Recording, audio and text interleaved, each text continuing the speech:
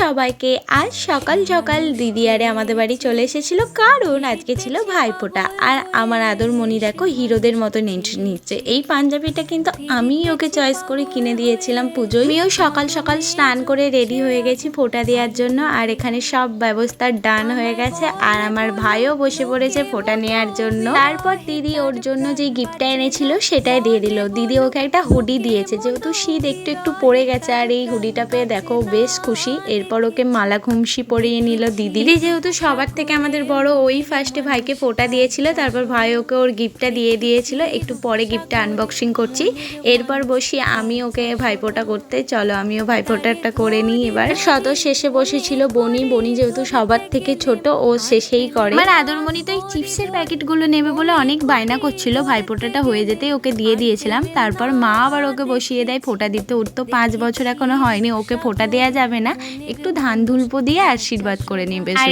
এই হলো আমাদের ভাইফোঁটার গিফট। আমার তো ভীষণ পছন্দ হয়েছে এই গিফটটা। একদিকে লেখা শুভ ভাতৃ দ্বিতীয়া, আর একদিকে আমার আর আদরের ছবি দেওয়া আছে, খুব সুন্দর লাগছিল।